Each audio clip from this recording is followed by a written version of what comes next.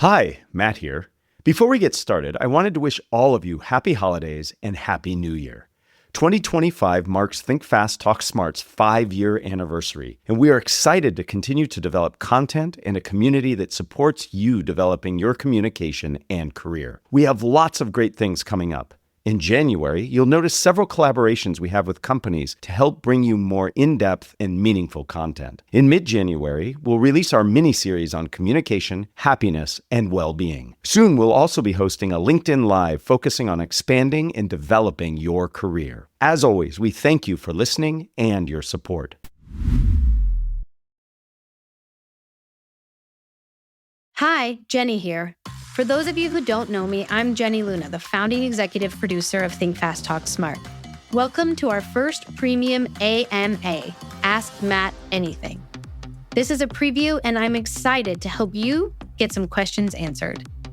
Our Think Fast, Talk Smart AMAs allow you to directly get your communication questions answered by Matt.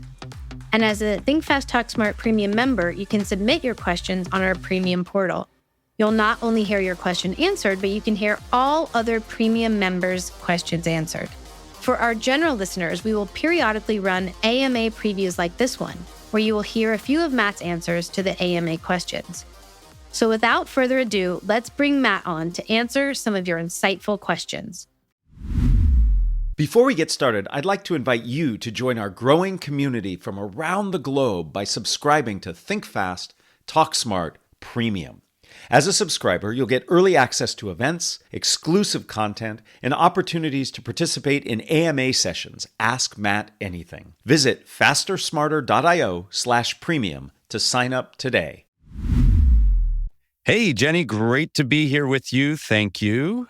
First up, we have a question from Sumiko, and they write, "It is very difficult to listen to others' opinions when we have strong opinions ourselves, especially when it comes to senior leadership, who may not have the technical background to truly grasp a situation. Could you share your thoughts on how I can have more constructive discussions, get alignment, and move forward on a project before losing trust?" First, Sumiko, thank you for the question. And trust is absolutely critical in all of our communication, so you don't want to lose that. I'm reminded of a skill that Charles Duhigg mentioned in episode 133, and it was called looping, something I call paraphrasing. What's really important in these circumstances is to demonstrate understanding rather than agreement. So you want to show and share that you understand what the person is saying, even though you might not agree. So this notion of looping or paraphrasing is to actually speak back what you've heard. So you're demonstrating that you're trying to understand. And the person can confirm, yes, that's what I meant, or that's not what I meant.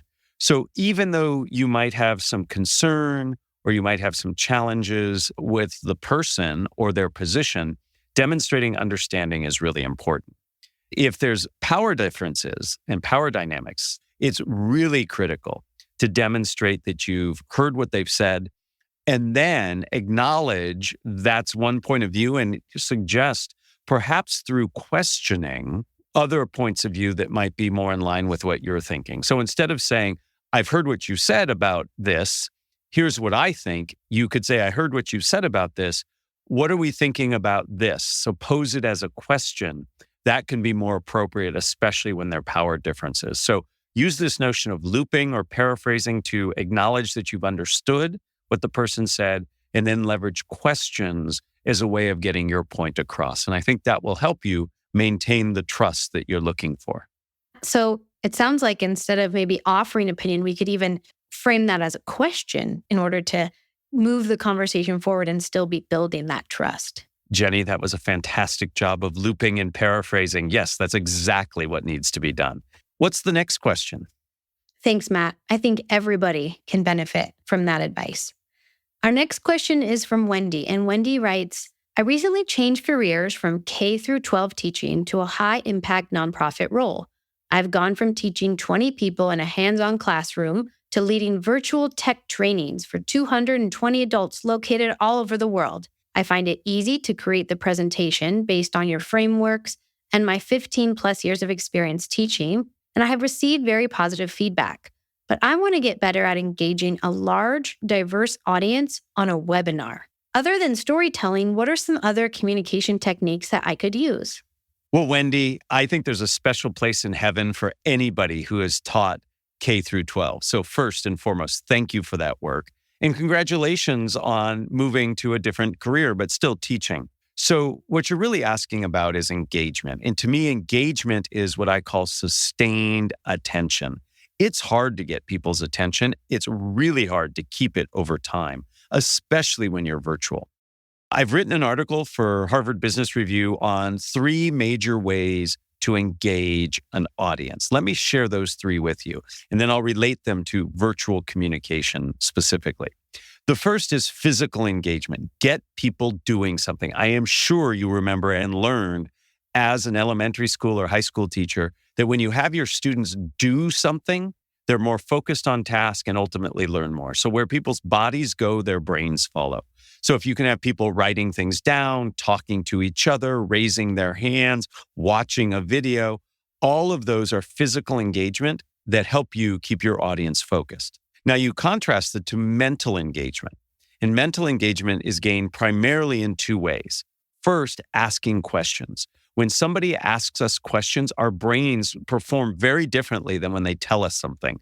We tend to get more engaged just when somebody asks a question, even if it's rhetorical, where we don't answer that question. So asking questions can be really useful. So too is storytelling. Storytelling is absolutely essential. Human beings are storytelling machines. When I tell you a story, our brain waves actually sync up. Charles Duhigg and I talked about this in the episode we did. It's called cognitive entrainment, where our brain waves actually sync. So if you can tell a story, a brief, relevant story can be really helpful. And then finally, beyond mental and physical engagement is linguistic engagement. And there are really 2 ways to do this. One is using people's names or the word you, any inclusive language pulls people in. When we hear the word you or our names, we pay attention. And then we also have time traveling language that we can leverage. I can take everybody into the future simply by saying, imagine what it would be like if, or what if we could, or picture this.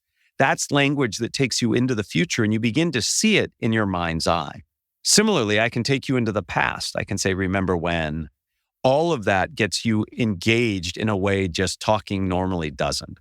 So when it comes to virtual communication, you can use physical, mental, and linguistic engagement in what you do. I can have people typing into the chat. I can have them raising their virtual hands, using the reactions button. I can ask questions that they respond to through polls. I can show them something and ask them to think about what would that mean for you in the future. So you can combine these techniques, especially when virtual, to have some success. But engagement is hard. I think you can leverage a lot of your skills as a teacher in school to your new role. Thank you, Matt. I think with everybody now on Zoom and in webinars, that advice will really help a lot of listeners. Our next question is from Naveen, and they ask, how can I better control my body movements during conversations? I move my body, especially my head, a lot. And I realized this after watching my recent office meeting recordings via Teams. Yes, I really enjoyed my episode with Dana Carney. It was episode 137, where we talked a lot about nonverbal communication, and it's so powerful. What I am so impressed by is that you took time to watch a video of yourself.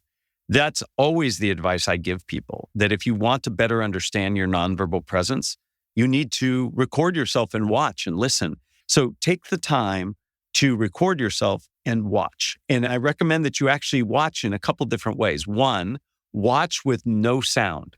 Just watch. Then play it again, and this time listen without watching. And then finally to watch and listen together. Each time you will notice different things. Now let's get specific about your particular issue, head movement. A lot of people move their heads when they speak. They probably gesture a lot as well. A great way to slow down head movement or reduce head movement beyond just awareness, which is what the videos will help with, is to pull your shoulder blades down. If you pull your scapula down, it actually tenses up your neck. But when you pull those shoulder blades down, it tenses up your neck a little bit. And in order to move your head side to side, it's a more conscious effort. And in fact, it's almost like you're stretching. So you feel that little stressor against your neck, and you're likely not to move it as much. So I'm not saying be rigid. I'm just saying pull those shoulder blades down. And when you do that, it holds your head straight and makes it less likely that you're going to move your head around. So again, I applaud you for watching the video. Working on nonverbal presence can make a huge difference in how people perceive you.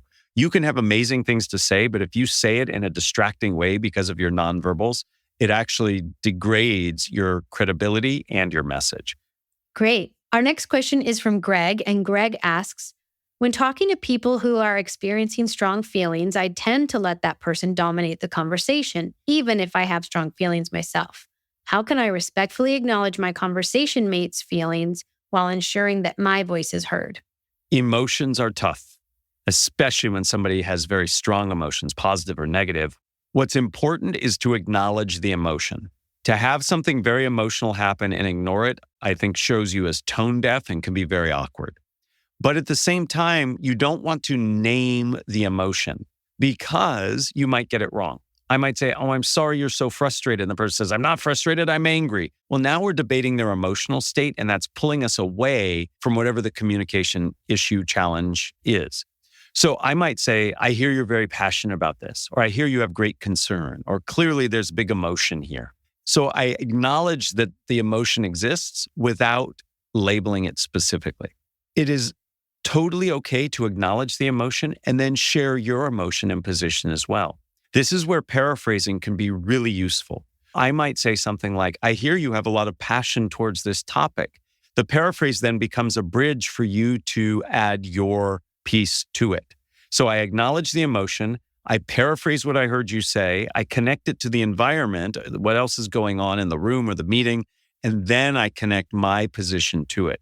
So your voice has equal weight in these conversations, and to allow somebody, because they are simply getting emotional, positive or negative, to dominate can be very restricting and not fair. So paraphrasing, I think, is the way that you move that forward once you've acknowledged the emotion. We have one more question if you have time for it, and it's actually from me. I've recently started a new role, and I think a lot about what we talk about on this podcast with status.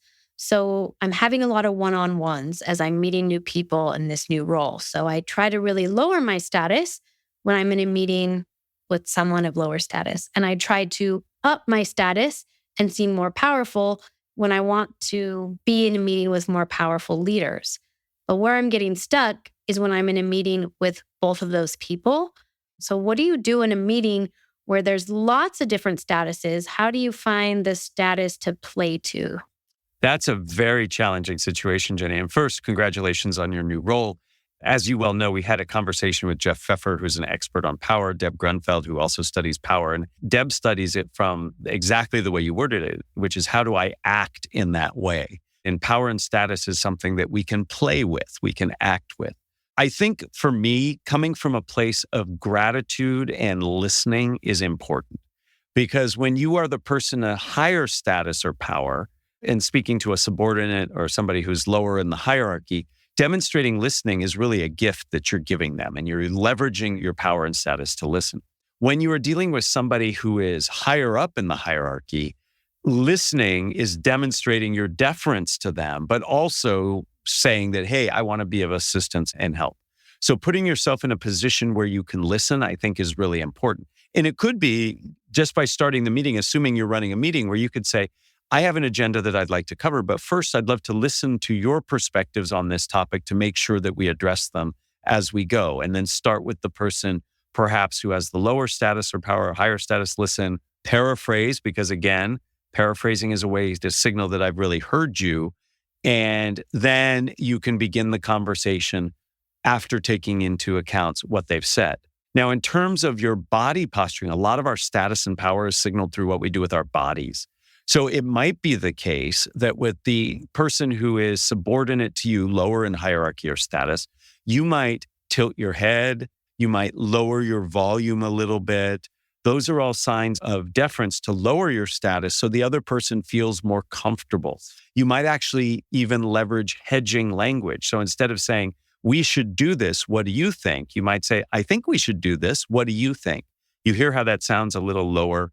You might do exactly the opposite in the same meeting with the person of higher status, where you sit more straight with your head straight rather than tilted. You might use less hedging language and be more direct and say, I really believe we should do this when you're talking to the person of higher status and power. So within the given interaction, you're changing some of your nonverbal presence to be appropriate and match the expectations of those in the room. I look forward to hearing the results of your experiment. Thank you so much, Matt.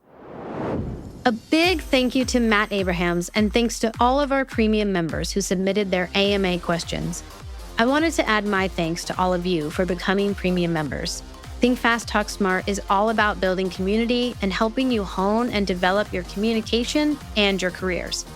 All of us here at Think Fast, Talk Smart believe that the global premium community we've created is a great way to achieve these goals. Please check out all of our Think Fast, Talk Smart premium offerings at fastersmarter.io/premium.